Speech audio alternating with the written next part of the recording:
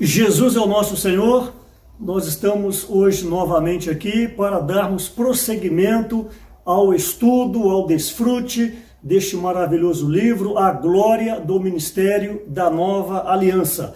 Esse livro ele é composto de 6 capítulos e nós já vimos a mensagem 1, 2 e 3, que referem-se aos capítulos 1, 2 e 3, e hoje nós iremos ver então o capítulo 4, cujo tema é o único foco na obra de Deus. O capítulo 1, que se refere à mensagem número 1 que nós vimos, o tema foi o único ministério, e o capítulo 2 e o capítulo 3, mensagens 2 e 3, nós vimos a questão da única linha ministerial. Então, um único ministério, depois nós prosseguimos para a única linha ministerial, e hoje nós vamos ver que existe um único foco na obra de Deus. Então, gostaria mais uma vez de encorajá-lo a adquirir este livro, se você ainda não tem, e você que já tem, que você possa estar lendo e desfrutando deste maravilhoso livro.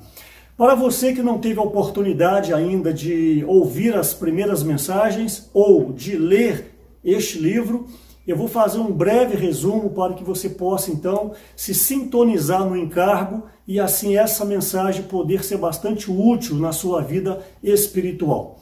Nós sabemos que o homem ele foi criado de uma maneira totalmente diferente de toda a criação de Deus. O homem foi criado com corpo, com uma alma e com um espírito. O homem foi criado diferentemente do restante da criação, porque ele foi feito à imagem e à semelhança de Deus.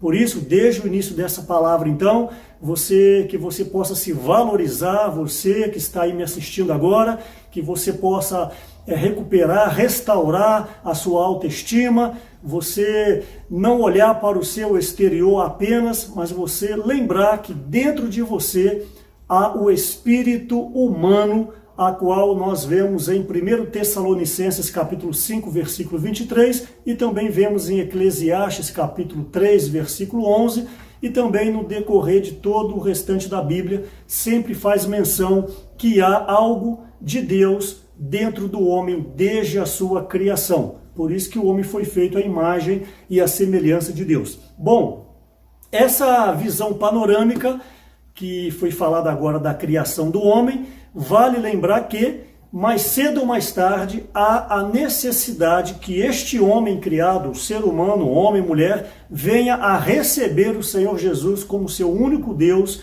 e o único Salvador, por meio do crer, por meio de chamar pelo seu nome, que a Bíblia fala invocar o nome do Senhor, de acordo com o Salmo 145, também Romanos capítulo 10, e também vários outros versículos na Bíblia. Todo aquele que invocar o nome do Senhor será salvo. E também o Salmo 145, como eu disse, perto está o Senhor de todos aqueles que o invocam. Então, mais cedo ou mais tarde, há a necessidade que este homem, quando ele chega numa fase de consciência, como por exemplo, por volta de 11, 12, 13 anos, depende muito da criação da pessoa, que esta pessoa, então, esse ser humano, venha a crer em Jesus.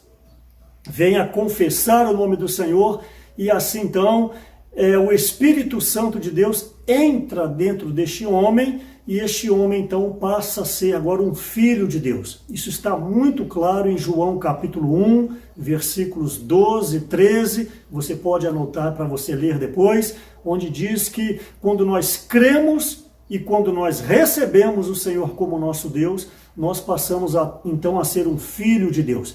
E agora, a partir deste momento, há a necessidade do trabalhar desse Espírito que está dentro de nós, para que nós possamos ser dia a dia sendo conformados, sendo moldados à pessoa do nosso Senhor. Até um dia chegarmos à estatura de um varão perfeito, chegarmos então a sermos alguém que agrada a Deus. Isso está em Efésios capítulo 4, versículos 11 em diante, a necessidade de um aperfeiçoamento. Daí então a importância da leitura da palavra, a importância da oração, a importância do congregar, a importância do reunir, de estar com aqueles que de coração puro invoca o nome do Senhor Jesus. Portanto, o capítulo 1, que refere à mensagem 1, nós vimos que Deus tem um único ministério. Isso é bom você, ouvinte, que está agora aí vendo por este canal do YouTube, que você fixe bem essa questão que Deus tem um único ministério. Ministério é o desejo do coração de Deus, ministério é o propósito de Deus, ministério é a vontade eterna de Deus. Então Deus deseja executar esse ministério. Repito, é um único ministério até a eternidade vindoura. Desde a eternidade passada até a eternidade futura, Deus tem uma linha de raciocínio, Deus tem uma linha de execução, Deus tem um único propósito. A tudo isso chamamos de ministério. Então, o ministério é a vontade eterna de Deus. No Antigo Testamento, vimos que esse ministério da antiga aliança, ele começou propriamente dito em Êxodo capítulo 19. Gostaria de fixar novamente que o ministério não é para uma pessoa. O ministério não é para uma família. O ministério é para um povo. Então, mesmo que Deus havia chamado Abraão, de início era Abrão, Deus então havia chamado Abraão, que se tornou o pai da fé. Ainda em Abraão, nós não vemos de uma maneira muito prática a questão do ministério, nem mesmo a partir do seu filho Isaque e nem mesmo a partir de Jacó. Por quê? Porque ainda não existia um povo propriamente dito. Havia sim indivíduos, havia sim, no máximo, famílias. Então, em Jacó, cerca de 70 a 75 pessoas descem para o Egito por causa da fome que acometeu a terra onde eles moravam. Então, essa família, com cerca de 75 pessoas, desceu para o Egito em favor de buscar ali alimento. O que ocorre? Este povo, então, ali no Egito, estou encurtando a história porque julgo que você conhece. Este povo, então, ficou refém, ficou ali escravo de Faraó por cerca de 430 anos. Então esse povo clamou ao Deus dos céus, clamou ao Senhor, e o Senhor então levanta um homem chamado Moisés, o libertador. Então em Moisés, com o apoio do seu irmão Arão, o povo então foi libertado por meio de passar o Mar Vermelho, e esse povo então, ele agora estaria sentido a Canaã, que era o desejo do coração de Deus, que o homem fosse para a terra prometida.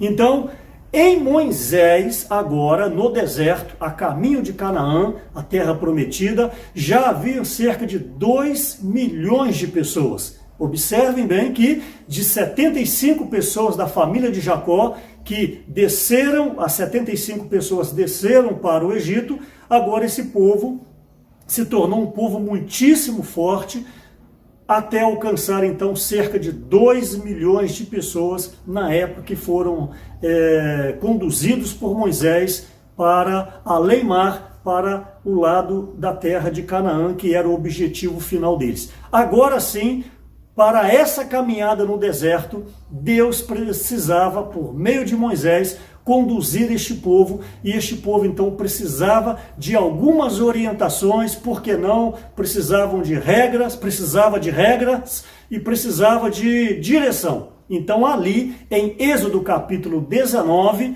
Deus, por meio de Moisés, estabelece a antiga aliança. Eu gostaria apenas de ler um versículo rápido, Êxodo capítulo 19, se possível, você abrir a sua Bíblia, no versículo 6, é o 5 e o 6, mas para ganhar tempo, o versículo 6, vós me sereis reino de sacerdotes e nação santa, são estas as palavras que falarás aos filhos de Israel.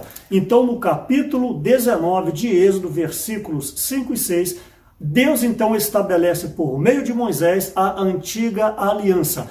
A partir então deste momento, Deus começa a conduzir o seu povo. No capítulo 20 de Êxodo, a lei foi dada, o povo então passa a ter regras, o povo então passa a ter objetivo de vida, o povo então passa a ter um referencial do que agradava a Deus ou não. A própria lei é a pessoa do Senhor, a própria lei é a expressão de Deus. Paulo fala em Romanos que a lei é boa, A lei procede de Deus, a lei é a expressão do que está no coração de Deus para o homem. Então este povo, nós sabemos que só no livro de Números, mais de 10 vezes a palavra diz, em Números, mais de 10 vezes colocou Deus à prova. Esse povo era muito pecador, esse povo murmurava de tudo, nada estava bom para esse povo. Diga-se de passagem, nós somos assim, é bom você considerar a sua vida com respeito a isso. Nós somos pessoas que temos tudo e ainda reclamamos, somos pessoas que somos abençoados por Deus, temos a nossa saúde, temos a nossa família, temos o nosso trabalho, temos a igreja onde podemos congregar, temos os nossos irmãos e ainda nós somos pessoas que nós ainda murmuramos contra o Senhor, não valorizamos de fato aquilo que Ele tem nos dado. E esta foi a situação do povo, este foi um quadro deste povo, e este povo então, por causa desse coração endurecido, por causa da dura cerviz, Deus fez com que todos eles, acima de 20 anos, todos eles caíssem no deserto, todos eles fossem eliminados por causa da rebeldia contra o Senhor. Então aquela velha geração, 2 milhões de pessoas, podemos assim arredondar, não conseguiram essas pessoas entrar na boa terra de Canaã. Por quê? Murmuração em cima de murmuração. Até que chegou o momento onde então nem o próprio Moisés entrou na boa terra de Canaã, por causa de um episódio que ocorreu com ele, de ter batido na rocha segunda vez. Isso mostra para nós como que o nosso interior ele é maligno quando nós estamos fora da presença do Senhor. Nós somos pessoas muito oscilantes, nós não conseguimos manter uma frequência de busca. Obviamente, se você é alguém espiritual, se você é alguém que exercita o seu espírito, se você é alguém que tem constante comunhão com o Senhor, comunhão matinal, comunhão noturna, se você ouve falar do Espírito, se você exercita a unção que está dentro de você, se você é uma pessoa esvaziada, obviamente você conseguirá seguir a vontade do coração de Deus. Porém, se você é alguém que busca a leitura da Bíblia apenas para tocar no conhecimento, infelizmente, na hora da provação, vai sair murmuração dos seus lábios. Por quê? Porque você talvez não tenha a realidade das palavras que você tem lido. Então, esse povo foi acometido então da morte física, foi morrendo um após o outro, tiveram vários episódios, como o episódio, por exemplo, das serpentes abrasadoras, no livro de Números. O fato foi que Deus entristeceu no seu coração, porque Ele criou o homem à sua imagem, à sua semelhança, precisaria que este homem levasse esse ministério adiante, como foi falado na mensagem número 1, você que está no canal do YouTube, você pode procurar aí na playlist, você vai achar essa mensagem, mensagem 1, mensagem 2, mensagem 3, e você pode então se constituir deste encargo. No capítulo 1, eu toquei na mensagem 1, foi tocada a questão da rebelião de Lúcifer. Deus criou o homem porque essa terra foi usurpada por causa da rebelião de Lúcifer. Eu não tenho tempo de resumir sobre isso agora. Então este homem foi criado com o objetivo de levar a cabo o ministério, o propósito de Deus. Fato foi que, algum período, alguns homens de Deus eram levantados que conseguiam isso, como a época do próprio Moisés, depois Josué, depois Esdras, depois Neemias, e depois vieram ali os profetas, como Jeremias, Ezequiel, Daniel, vários profetas que cooperaram com o propósito de Deus. Mas num todo, Deus ainda não podia estabelecer o seu reino nessa terra, porque ainda não havia um povo que de fato o expressasse nessa terra. Então Deus, no final do Antigo Testamento, ali com Malaquias, houve o período chamado intertestamentário, que é de Malaquias até o início do Novo Testamento, quando o anjo Gabriel apareceu para Zacarias. Esse período nós chamamos de período intertestamentário, onde ficou por volta de 400 anos sem Deus se manifestar ao homem, pelo menos não há registro nas Escrituras. Então, a partir de João Batista, que nasceu de Isabel e Zacarias, a partir de João Batista, ele como precursor, ele prepara o caminho para que o Senhor Jesus viesse. O Senhor Jesus era primo de João Batista, ele era filho de Maria, e então ele tinha ali uma diferença de 6 meses, João Batista era mais velho do que o homem Jesus. Então Jesus nasce de Maria, foi concebido pelo próprio Espírito Santo que entrou em Maria, como diz Mateus capítulo 1, versículo 18, nasce então esse menino, e esse menino era o próprio Deus. Pela primeira vez no Novo Testamento, obviamente, nós vemos ali Deus encarnado em um homem. Aleluia! Isso é maravilhoso, isso é fabuloso, isso foi o cumprimento das Escrituras, como Isaías 7, Isaías 9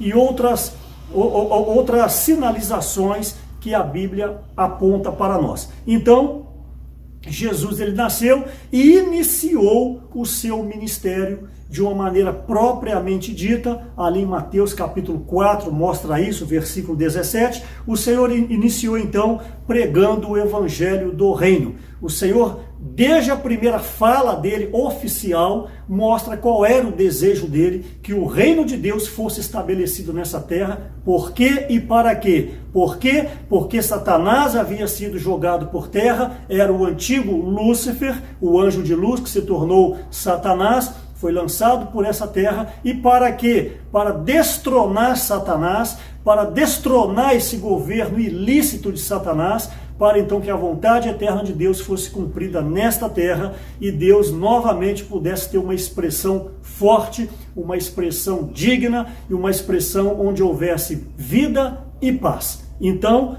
este homem foi criado para isso, para cumprir este ministério. Então, fiz um resumo rápido para você entender o porquê que Deus precisa que o seu ministério seja levado adiante. Só também que o que ocorreu, que o Senhor Jesus, ele viveu por 33 anos e meio, ele foi então perseguido, os judeus não receberam o Senhor Jesus, não podia entrar na cabeça dos homens, dos religiosos, como que um homem é o próprio Deus.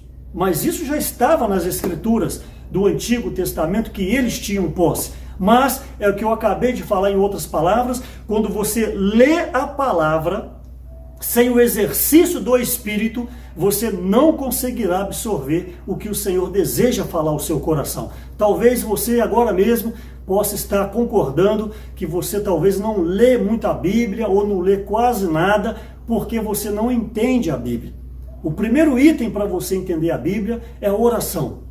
Você pedir ao Senhor, pede ao Senhor que Ele vai lhe dar entendimento das Escrituras. E também tem, como nós valorizamos muito, a leitura de livros. Vocês veem aqui atrás vários e vários livros, os livros da editora Árvore da Vida, essa editora que é responsável, que tem uma fidelidade muito grande, uma responsabilidade muito grande em produzir os livros que têm a base totalmente na palavra de Deus, nas Escrituras Santas. Por isso, então, a leitura de livro é de suma importância para que você possa absorver a vontade de Deus. Além de você também ser uma pessoa esvaziada, uma pessoa que você não tenha o seu conceito humano pronto.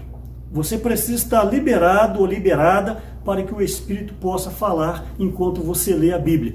E sem falar também da comunhão entre os irmãos. Há irmãos mais maduros no nosso meio, há irmãos que já caminharam mais tempo no nosso meio, irmãos que trazem para nós as palavras proféticas, as palavras ministeriais, a importância também dos estudos bíblicos. Então gostaria de encorajar, se você tem desejo, que você peça um estudo bíblico. Na sua cidade mesmo, por certo, há pessoas que poderão lhe ajudar com respeito a isso. Então esse ministério, ele no Novo Testamento, ele começou com Jesus. No Antigo Testamento, a antiga aliança, ela iniciou-se com Moisés. Chegando então no Novo Testamento, foi necessário, porque a antiga aliança não tinha condições de dar vida ao homem. Por quê? Porque A lei cobrava do homem, mas não dava subsídio para que o homem pudesse cumprir a lei. Então, chegando no Novo Testamento, Deus, como o próprio Espírito Santo, Mateus 1,18, ele entra em Maria, e Maria então dá à luz a um filho chamado Jesus, mas o interior desse Jesus era o próprio Deus. Agora nós temos nessa terra um homem Deus, aleluia! Isso é fabuloso, meus amados irmãos, minhas amadas irmãs, meu amigo, você que assiste pela primeira vez, isso é fabuloso nós termos nessa terra um homem que Deus habita dentro nele, como é referido em João capítulo 1, versículo 14. Eu fico empolgado com essa palavra, porque isso é muito magnífico, ter um homem que Deus está dentro nele. Então este homem chama-se Jesus. Por isso que Jesus é o próprio Deus, é o que também toda a Escritura sinaliza para nós, até com versículos muito claros com respeito que Jesus é o próprio Deus, como 1 João capítulo 5, versículo 20, é um deles, é um versículo que eu gosto bastante. Então, nesse Novo Testamento, o Senhor Jesus, como primeiro ministro da nova aliança, do novo pacto, para levar a cabo esse ministério de Deus Pai, Jesus então por 33 anos vive nessa terra, por volta de 33 anos, e então ele chama 12 discípulos. Eu falei há pouco que o ministério não é para uma pessoa, o ministério não é para uma família, o ministério é para um povo. Então agora o Senhor Jesus, homem, sabia que tinha pouco tempo nessa terra, ele precisava então expandir o reino de Deus por meio dos homens. Então em Lucas capítulo 6, no versículo 12, ali após o Senhor Jesus orar a noite inteira, o Senhor então levanta 12 discípulos. E desses 12 discípulos, dá-se o nome depois de apóstolos. Então por meio deles, o Senhor começa a levar esse ministério único para toda a terra, para todo o povo. Então, esses apóstolos foram enviados em várias oportunidades, de 2 em 2, faziam curas, praticavam milagres, tudo em nome do Senhor, obviamente. E ali então pessoas foram agregando, multidões seguiam ao Senhor Jesus. Então agora o que ocorre? Ocorreu que o Senhor Jesus cumpriu o seu tempo nessa terra e ele foi à cruz. Ele foi morto, ele foi então entregue por meio de Judas, mas estava dentro da economia do propósito de Deus. Então Jesus agora, ele morre crucificado, ao terceiro dia ressuscita, conforme a própria promessa dele. Por 3 vezes ele havia falado isso nos evangelhos, e agora ele é assunto, ele é elevado aos céus, e ele então volta para a glória, aquela mesma glória a qual ele se despiu para entrar no homem. Isso está revelado no livro de João, capítulo 17, e também em alguns outros capítulos do próprio João. Jesus agora, ele ressuscita, Deus Pai o ressuscitou. Por quê? Porque aprovou a obra dele. Então você pode definir o que é a ressurreição. Sim, a ressurreição é a liberação da vida. Mas o que é a ressurreição de uma maneira prática? A ressurreição é a prova que Deus Pai aceitou a obra de Jesus. Então, se Jesus não tivesse ressuscitado, haveria uma incógnita. Será que Deus Pai aprovou a obra de Jesus? Aleluia! Sim! Jesus foi aprovado como homem, por isso que Deus o ressuscitou e o fez Senhor e Cristo. Então, ao ir para o terceiro céu, a morada de Deus, ele retorna como o outro Consolador. É isso que João escreve no seu livro, capítulo 14, capítulo 16, onde tem ali o diálogo de Jesus com os apóstolos. Eu vou, mas voltarei. Esse voltar é como o Espírito Consolador. Por isso então que hoje o Senhor Jesus, ele está no nosso meio como o Espírito que dá vida. o Espírito Consolador. Nós não temos a presença física do Senhor, mas nós temos a presença do nosso Senhor em nosso espírito. Por isso que todos aqueles, como eu disse há pouco, que vêm a crer em Jesus por meio de ouvir o Evangelho, vêm até mesmo ser batizado, vêm aclamar o nome do Senhor, o seu espírito humano abre-se para que o Espírito Santo de Deus entra no seu espírito e agora há uma mescla entre Deus e o homem. Por isso que João 14, 23, se alguém me ama, guardará a minha palavra e meu Pai o amará e viremos para ele e faremos nele morada. Aleluia! Deus deseja fazer morada dentro do homem. Efésios 2, 22, nós estamos sendo trabalhados, aperfeiçoados para a habitação de Deus no Espírito. Então, Deus deseja habitar dentro do homem. Para quê? Para ele guiar o homem, para ele ser a luz do homem. Você, neste exato momento, que já creu no Senhor Jesus, você que já tem ele como seu Senhor, você tão somente precisa deixar que esse Espírito trabalhe em você. Esse Espírito, a unção que está em você, possa guiar a sua vida. Você não pode ser um cristão comum.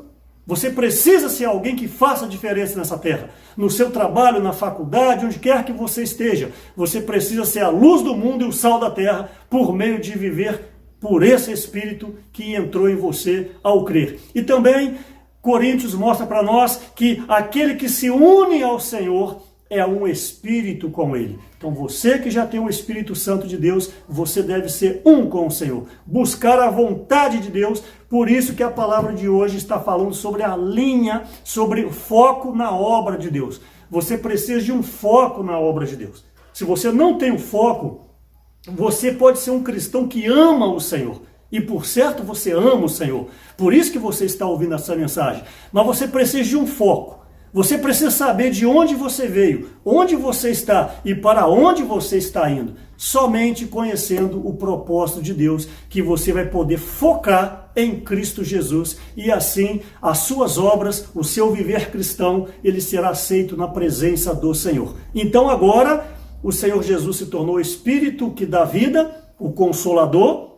Ele é derramado de uma maneira para cumprir essa obra em Atos capítulo 2. Vale lembrar que para os discípulos, para os apóstolos, para aqueles que seguiam o Senhor Jesus, o Espírito Santo foi dado pela primeira vez em João capítulo 20, versículo 22, quando o Senhor Jesus soprou sobre os discípulos e falou, recebei o Espírito Santo. Então ali, de uma maneira essencial, de uma maneira como vida, os discípulos, os apóstolos, agora receberam este Consolador para dentro neles. Agora, não mais Jesus, como homem, tinha Deus dentro nele. Mas agora, todos os discípulos e os apóstolos que o seguiam, tinham Deus dentro neles por meio do Espírito Santo. Mas, em Atos capítulo 2, de acordo com a promessa do próprio Jesus, o Espírito no dia de Pentecostes, ele foi dado para toda a multidão que ali estava, aqueles que de fato creram no Senhor, e diga-se de passagem, foram quase 3.000 batizados. Mas no Pentecoste ali, o Espírito desceu com língua como de fogo, de uma maneira de poder, porque naquele momento precisava para convencer os judeus, porque você precisa entender que há cerca de 40 dias eles tinham crucificado o Senhor Jesus. Há cerca de 50 dias, porque o Pentecoste era no 50º dia, então 40, 50 dias, eles tinham acabado de crucificar o Senhor Jesus. Como agora crer no próprio Senhor? Então precisava que fossem liberado poder em o nome do Senhor, para que houvesse ali a manifestação desse Espírito. Então, ali os discípulos receberam o derramamento do Espírito Santo e, como eu disse, logo depois 3.000 foram batizados, recebendo também o Espírito. Então, por meio desses 12 apóstolos, eles foram levando a obra de Deus. E essa obra, diga-se de passagem, ela era uma única linha. Se é um único ministério, também é uma única linha. Essa linha vai levar ao propósito eterno de Deus. Então, essa linha ministerial, a base dela é o Espírito. A base dessa linha, a base para fazer a obra de Deus, não é a eloquência humana.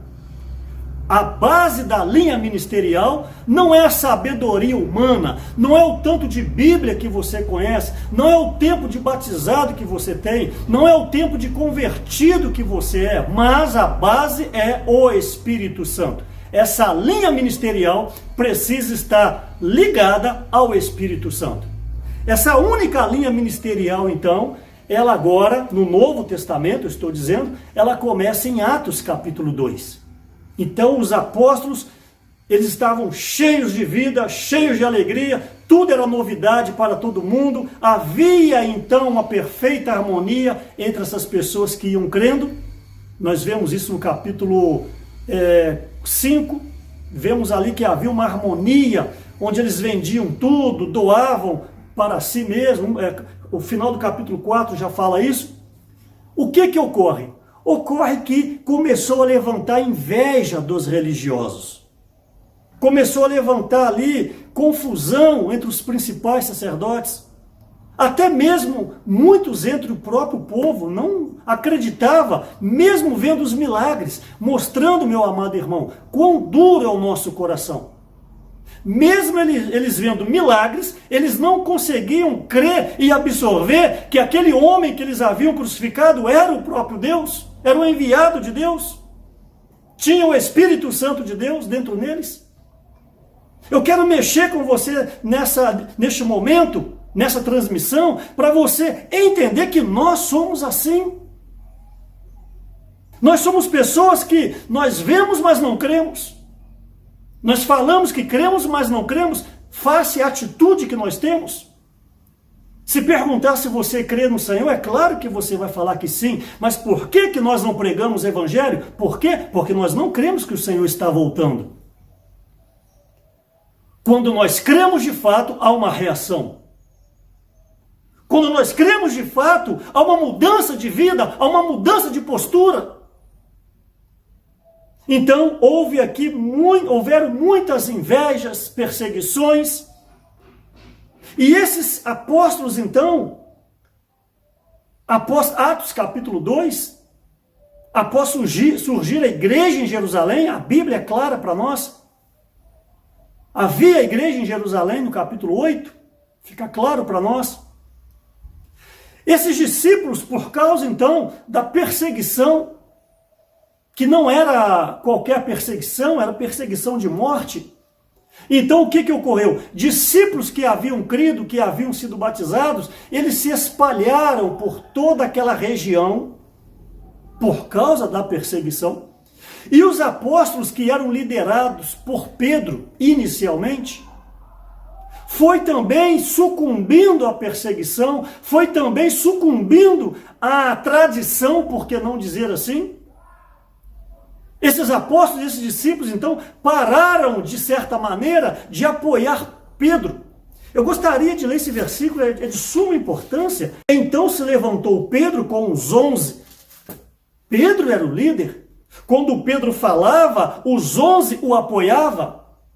Quando Pedro proclamava a vontade eterna de Deus, os 11 o apoiavam. Então a igreja tinha força. A igreja tinha poder, a igreja crescia em número, a igreja fazia milagres, como ali em Atos 3, a cura do coxo, o próprio Pedro e João. Muitos e muitos milagres eram realizados por meio de uma igreja que ela estava fresca, que ela temia o nome do Senhor. Você, meu amado irmão, minha amada irmã, você que me assiste, considera em nome de Jesus essas palavras. Enquanto nós somos quando nós somos humildes, quando nós somos simples, esvaziados, quando nós consideramos quem está à nossa frente, quando nós temos um único foco, porque temos uma única visão, porque temos uma única linha ministerial, porque temos um único ministério, não tem como Deus não nos apoiar e não nos edificar. Atos 2, a igreja era a bênção. Por quê? Pedro falava e os 11 o apoiavam. Mas chegando em Atos capítulo 15, Chegando aqui no capítulo 15 do livro de Atos, Pedro então toma a palavra.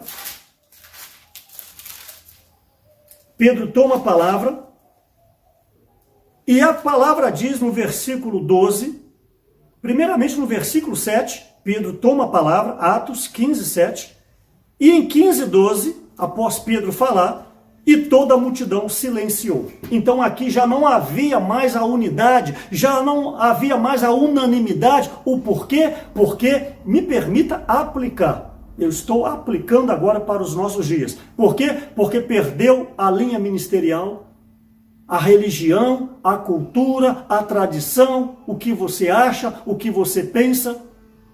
Perdeu o foco, ou seja, o reino não é mais o seu foco.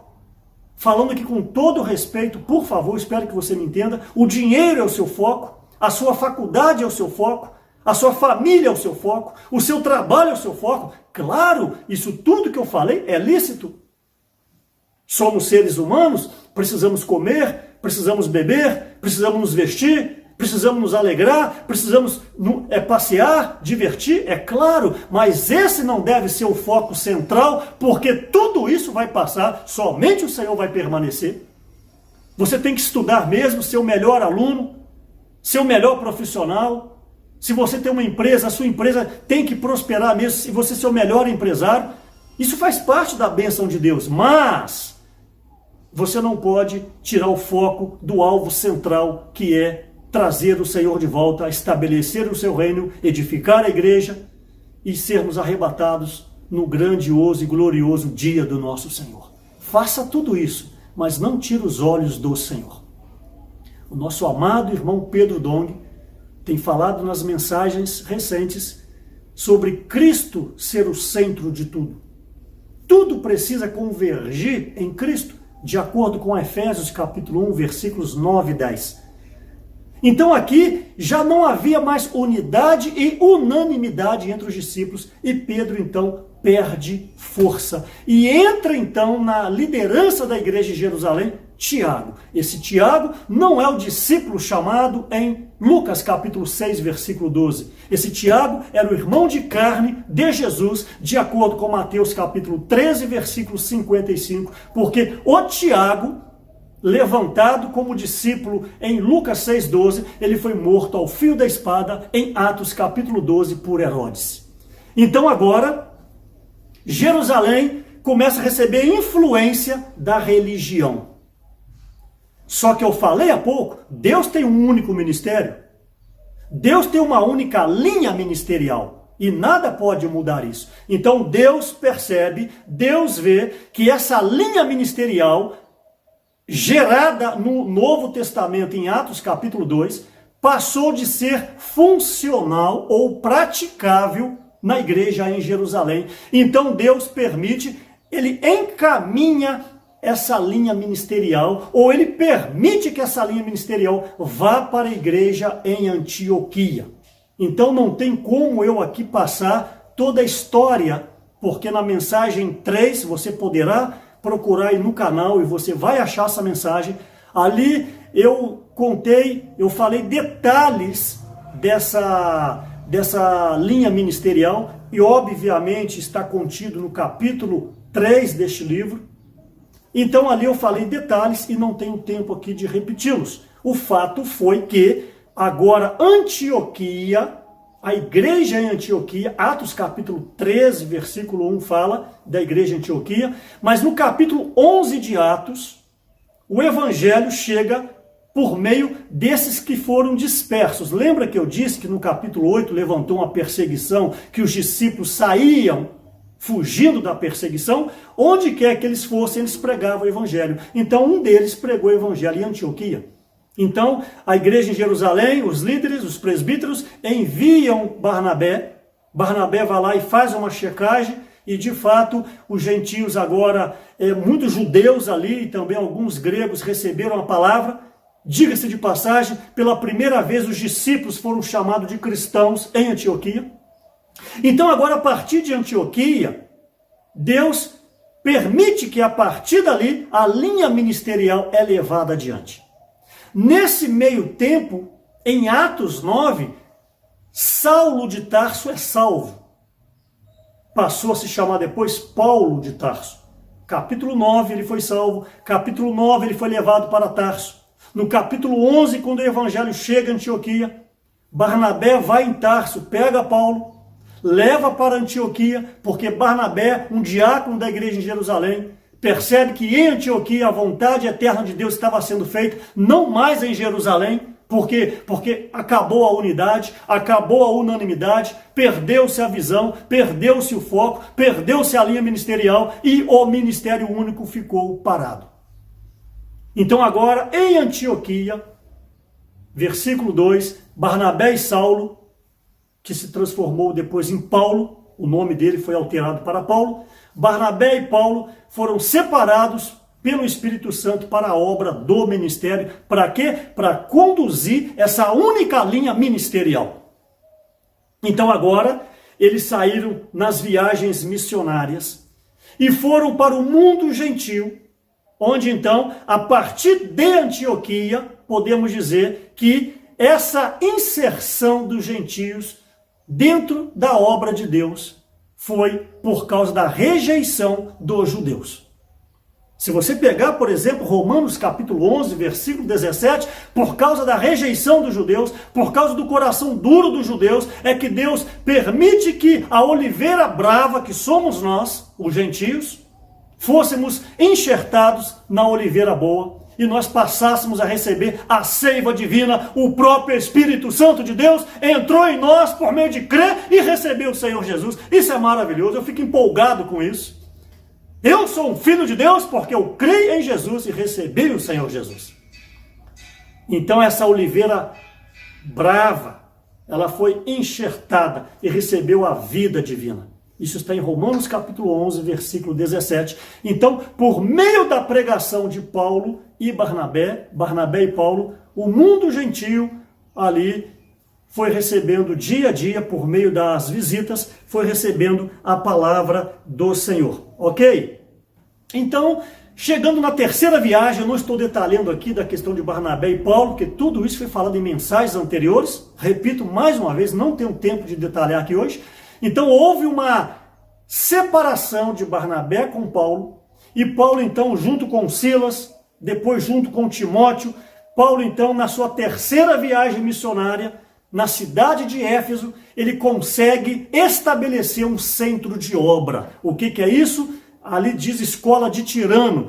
Ele, como se fosse hoje, me permito o termo para você se localizar, uma escola de teologia. Mas não é a teologia tradicional. A letra preta no papel, a letra preta no papel branco, letras mortas. Não se refere a isso. Se refere a um estudo, me permita essa palavra, a um aperfeiçoamento, a uma abertura de visão com respeito ao único ministério do nosso Deus. Com respeito à única linha ministerial. Com respeito ao foco de Deus. Para quê? Para estabelecer o reino de Deus nessa terra. Por quê? Porque Satanás usurpou essa terra. Por quê? Porque Satanás agora influencia toda a humanidade. E para quê? Para destronar Satanás e o homem estabelecer o reino de Deus. E o Senhor Jesus, então, poder voltar para glorificar a sua comissão, glorificar toda a sua pessoa, glorificar todo o seu trabalho também nesta terra, para que ela seja do próprio Senhor Jesus. E Deus Pai, então, como a Nova Jerusalém, ela vai descer dos céus, como diz Apocalipse 21, e haverá aqui a Nova Jerusalém, a habitação entre Deus e os homens, a cidade eterna. Mas antes disso, há um item chamado reino. É isso que, infelizmente, a grande maioria dos cristãos não conhece. Para uma boa parte dos cristãos existe céu e inferno. Desconhecem a questão do reino. É sobre isso que estamos falando, o estabelecimento do reino nessa terra. Muitos cristãos confundem reino com a perca do reino como ir para o inferno. É algo muito claro na Bíblia, por isso que eu encorajo você a buscar esse conhecimento na palavra, buscar esses princípios em leituras de livros adequados e também pedir, como eu disse há pouco, um estudo bíblico. Não tenho tempo e não é o foco para falar hoje. O foco aqui hoje é falar do único foco da obra de Deus. É o que eu estou desenvolvendo. Então, em Éfeso, é estabelecido ali um centro de obra, onde Paulo aperfeiçoou vários irmãos, como Samuel fazia lá no Antigo Testamento, a escola de profetas. Isso é bíblico. Então, um dos que foram aperfeiçoados foi Epáfras. Epáfras conheceu Paulo, Paulo conheceu Epáfras, ele foi um dos que foi aperfeiçoado e provavelmente foi ele que estabeleceu o testemunho da igreja em Colossos, porque Colossenses 4,12 faz menção a ele que ele era um dentre eles, os colossenses. E Paulo, pelo menos não há registro bíblico que Paulo havia ido a Colossos. Paulo nunca chegou aí na cidade de Colossos. Então, na terceira viagem missionária de Paulo, ele estabelece o centro de obra em Éfeso, na cidade dos Efésios. Ok, então após o martírio de Paulo, tem toda a sequência, ele foi levado para Jerusalém, preso, depois foi levado para Roma. Esses detalhes foi falado na mensagem anterior. Então Paulo agora é martirizado. Antes disso ele escreve várias epístolas, como Efésios, Colossenses, Filipenses, Filemão, depois 2 cartas para Timóteo. Provavelmente ele escreveu Hebreus e também o livro de Tito. Então o que ocorre? Se não me falha a memória, o livro de Tito. O que ocorre? Após o seu martírio, o Espírito Santo levanta João. Sim, o apóstolo João, aquele que foi levantado como discípulo em Lucas capítulo 6. O apóstolo João então é levado para a cidade de Éfeso. Ali ele não foi reinventar a roda. Ali ele não foi falar palavras novas, pelo contrário, ele pegou a base, ele pegou a estrutura deixada por Paulo. Isso mostra a questão de visão, isso mostra a questão de foco, isso mostra a questão do mesmo sentimento. Então João foi para Éfeso, pegou a estrutura deixada por Paulo, e ele então percebeu que o problema dos Efésios era a falta do exercício do amor. Por isso que Apocalipse capítulo 2, ao escrever para 7 igrejas, ele faz menção de Éfeso, que vocês abandonaram o primeiro amor. Tenho, porém, contra ti que abandonaste o primeiro amor. Então, João faz menção de voltar às práticas das primeiras obras, o primeiro amor. Então, nós percebemos então que João, ao chegar em Éfeso, pega a estrutura deixada por Paulo e ali leva os Efésios a praticarem a palavra por meio do exercício do amor, por meio do respeito mútuo, por meio da consideração mútua, por meio de uma visão que estava num único ministério, então não poderia haver dissensão entre eles. E depois João, então, ele vai cativo para Patmos, mas não vou entrar nesse detalhe. Depois escreve Apocalipse, escreve o próprio livro de João, também as 3 epístolas de João. O fato que, após João morrer, ele morreu em ditosa velhice, ele não foi martirizado, pelo menos a história não comenta isso. Ele foi então, ele morreu fisicamente, como eu disse, em ditosa velhice, mas o seu ministério, isso é muito importante, é o único ministério que não parou com a morte do seu ministro. O ministério de Moisés parou quando Moisés morreu, o ministério de Paulo parou quando ele foi martirizado, mas o ministério de João, ele permanece até os dias de hoje. É o que está registrado em João capítulo 21, aquela conversa entre Jesus e Pedro, e daqui a pouco Jesus estava alinhando Pedro numa questão, João 21, e João passa e Pedro pergunta a Jesus sobre João, e Jesus responde: se eu quero que ele fique até que eu venha, que te importa?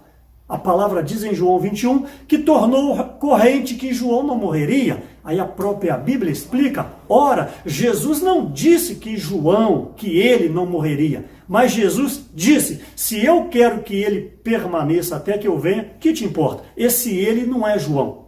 Esse ele é o ministério de João, o ministério ulterior de João, que, diga-se de passagem, é o ministério do Espírito e da vida. Então, hoje, se alguém lhe perguntar em que ministério você está, você pode falar: eu estou no ministério do Espírito e da vida, o ministério único que nasceu no Novo Testamento desde Efésios capítulo 2, desde Atos capítulo 2. O meu ministério é esse ministério que eu sigo, o ministério de João.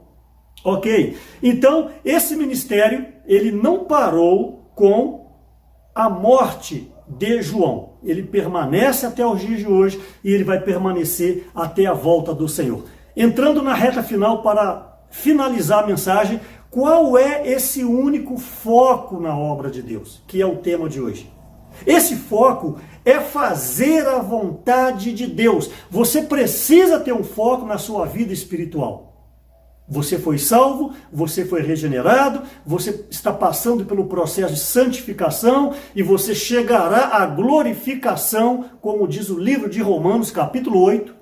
Mas você não pode achar que isso é para nada. Isso é para você fazer a vontade de Deus. Se você trabalha, por exemplo, numa padaria, numa farmácia, se você é um engenheiro, se você é um médico, se você é um professor, não importa o que você seja, você está nessa terra, é para fazer, é para cumprir, é para cooperar com a obra de Deus.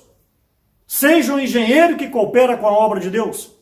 Seja um pedreiro que coopera com a obra de Deus. Seja uma professora que coopera com a obra de Deus. O seu encargo maior, o meu encargo maior é cooperar com a obra de Deus. Esse deve ser o nosso foco. Você não pode perder isso. Porque senão você vai perder o centro do que Deus precisa na sua vida.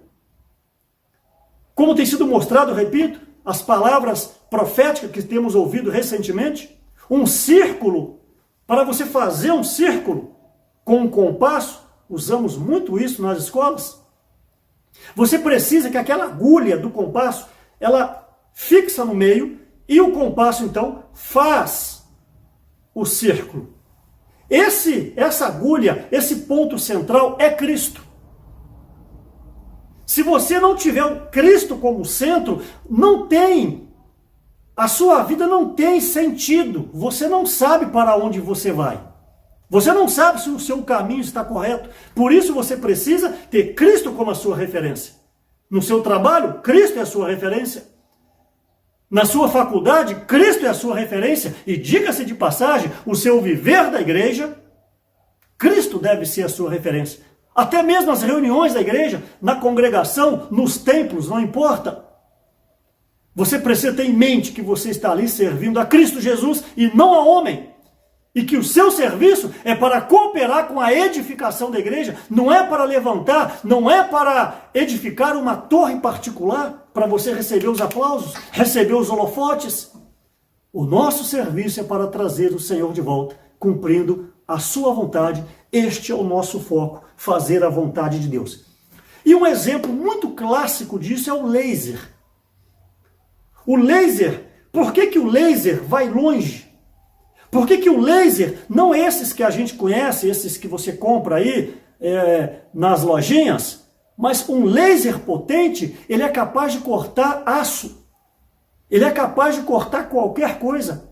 Há laser potente que chega até a lua. Como que o laser consegue essa força na sua luminosidade? Porque, por exemplo, a luz de uma lâmpada, como essa lâmpada que clareia aqui agora, é uma luz que ela é composta de várias frequências, várias cores. Então, uma anula a outra. Fica uma luz difusa. Ela é capaz de clarear esse ambiente, mas ela não tem um foco. Não sei se deu para você me entender. A luz, ela tem várias ondas. Essa lâmpada que a gente conhece normal. Várias frequências. Ela não foca em lugar nenhum. Ela é uma luz difusa. Agora o laser, o segredo do laser é que as fases estão colimadas.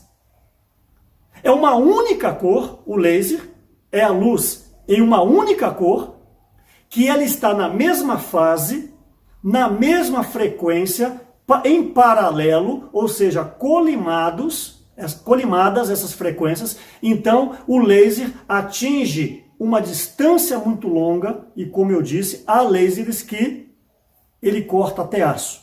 Qual é o segredo? O segredo é o foco. Semelhantemente, na obra de Deus, nós precisamos ter o mesmo foco. O falar profético tem chego até nós todos os sábados à noite, todos os domingos pela manhã. Também nós temos ali as palavras de terça-feira, de quarta-feira. Essas palavras não podem apenas nós ouvirmos e deixar passar. Nós precisamos ouvir essa palavra, nós precisamos levar em oração, nós precisamos buscar a direção do Espírito para que essas palavras possam alcançar o nosso espírito e nós então juntos, colimados, focados, com o mesmo sentimento, com a luz de um laser, focar em um único alvo, que é cumprir a vontade de Deus, e assim nós poderemos cooperar com o Senhor. Qual é então o único foco da obra de Deus? É fazer a vontade de Deus. Não adianta na igreja cada um olhar para um lado.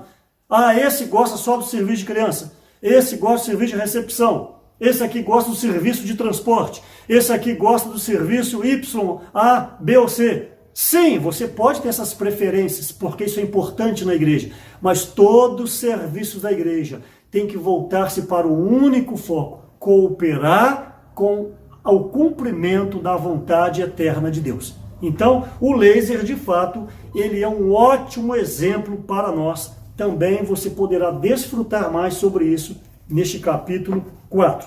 E finalizando, eu gostaria de fazer menção da primeira epístola de Paulo aos Coríntios. Também esse livro entra bastante nisso, eu não tenho tempo de falar sobre isso agora.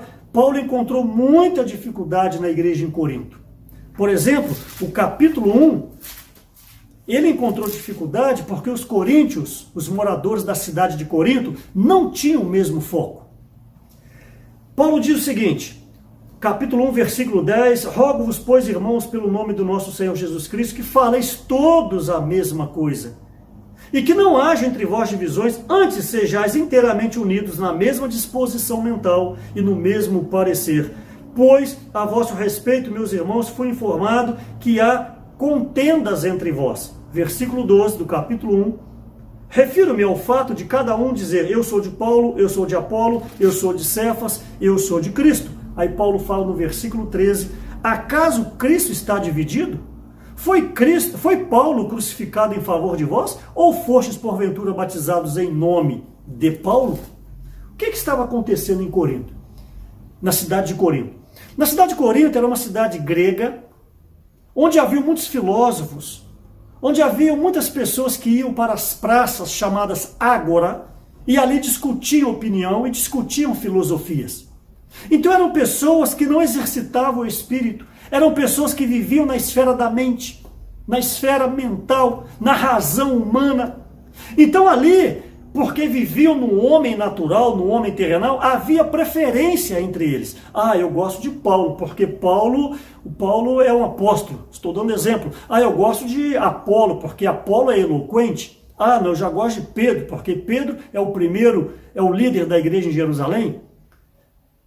Você que me assiste, se nós perdermos o foco da obra de Deus, vai haver no nosso meio, vai haver no meio da igreja preferências. E nada mais destrói uma igreja quando se tem preferência. Eu prefiro A, eu prefiro B. Que não haja isso entre nós. Nós precisamos aprender a reconhecer as lideranças. Nós precisamos reconhecer quem que é a liderança de Deus. Quem que Deus levantou como liderança. A liderança é aquela pessoa que representa a Deus nessa terra. Mesmo que você não aceite essa liderança, a sua preferência é a outra, não é uma questão de preferência, mas é uma questão a quem Deus comissionou. Como Moisés era o irmão mais novo, tinha Arão, tinha a própria Miriam, Mas Deus levantou Moisés. E um momento da vida, tanto Arão como Miriam murmuraram contra Moisés, murmuraram contra o servo de Deus. E vocês sabem da história, Miriam se tornou leprosa, branca como a neve. Eu chamo a sua atenção neste momento para você honrar os líderes, como Hebreus capítulo 13, versículo 7 e versículo 17 diz. Honrar os líderes, honrar os guias, eles que velam por nós, eles que cuidam de nós, eles que nos conduzem para os caminhos que agradam a Deus. Que não haja entre nós preferências, porque isso é a ação de Satanás para dispersar esse único foco, que é fazer a vontade de Deus, que é trazer o reino de Deus nessa terra. Por isso, ao viver nessa terra, tenha uma vida de fé. Saia da sua mente tradicional, deste mundo cartesiano que você conhece, você crê só no que você vê. Mas eu encorajo você a entrar no portal da fé, como Atos capítulo 14, versículo 27 fala que quando você toca em Deus, abre um portal, é o portal da fé, onde quando você entra por ele, pela fé, é claro, você entrará na morada eterna de Deus, você contatará o mundo celestial, você contatará um outro mundo que esta matéria não conhece, isso tudo por meio de a fé. E se você está com a fé fraca, peça a Deus para aumentar a sua fé, peça a Deus para fortalecer o seu homem interior, não seja alguém terrenal andando por aí de qualquer maneira, mas esteja totalmente colimados, amalgamados, alinhado ao próprio Deus. Como Gálatas fala, Paulo, no capítulo 5, versículo 16 e versículo 25, ele faz menção do andar peripatel e também do andar estoiquel. São duas palavras gregas com respeito ao andar. O andar do versículo 16 de Gálatas capítulo 5, que é o peripatel, é um andar normal no espírito. Por exemplo, você está trabalhando, está lembrando do nome do Senhor, você está no espírito. Isso é muito bom, isso é necessário. Você está dirigindo, você está lembrando do Senhor, isso é bom, isso é necessário. É o andar peripatel. Mas para fazer a obra de Deus, para cumprir a vontade de Deus, para cumprir esse único ministério, para permanecer nessa única linha ministerial, você precisa de um foco. E esse foco é o andar estoiquel. É um andar, de acordo com a palavra grega, é um andar de marcha. Já viu milhares de soldados fazendo aquelas marchas? Levanta os pés ao mesmo tempo, movimenta os braços ao mesmo tempo. Por quê? Ali é um exemplo de um andar estoiquel. Todo mundo focado, todo mundo em marcha, todo mundo no mesmo momento, todo mundo colimado, todo mundo andando em paralelo, em uma única cor de luz, onde vai lançar um facho do laser e nós alcançaremos o objetivo. Sim, a leitura da Bíblia na sua casa é de suma importância. A oração é de suma importância. Mas para fazer a obra de Deus, você precisa estar em coordenação com todo o corpo. Por quê? Porque esse ministério não é para uma pessoa. Eu falei lá no início da mensagem, esse ministério é para um povo. Então, esse povo me permite aplicar à igreja. Você tem um ministério, você tem um encargo, você tem uma habilidade, ótimo. Muito bem-vindos isso, mas coloque isso no corpo. Paulo fala isso em 1 Coríntios. Se o braço falar, não sou do corpo. Se o olho falar, não sou do corpo. Se a orelha falar, não sou do corpo. Os olhos verdes, castanhos, pretos, azuis, são bonitos. Você prefere o olho castanho, o outro prefere o olho verde, lindo, mas arranca um olho e coloca em cima de uma mesa. Você vai sair correndo, mas você não achava o olho azul bonito? É um olho azul. Sim, mas ele está fora do corpo. Portanto, todas as suas habilidades, todas as suas orações, todas as suas leituras da palavra têm que ser lançadas para dentro do corpo. Por quê? Precisamos estar focados na obra de Deus, que é cumprir a sua vontade. Eu teria muito mais o que falar, mas não gostaria de estourar mais o tempo. E, por certo, no capítulo 5, na mensagem 5, o próximo que vai compartilhar, ele poderá ainda pegar um pouco desses pontos, onde nós então podemos dar continuidade a este maravilhoso livro, que novamente eu termino encorajando vocês a adquirirem e também a lerem. E termino aqui encorajando a vocês. Existe um único ministério, existe uma única linha ministerial, e agora precisamos estar dentro do único foco, que é para trazer o nosso Senhor de volta. Que Deus te abençoe. Se possível, você possa se inscrever neste canal. Também, se possível, dar o like, isso é muito importante. E também divulgar este link para amigos e parentes, para que essa palavra também possa alcançar mais e mais pessoas. Que Deus vos abençoe, que Deus nos abençoe. Jesus é o Senhor.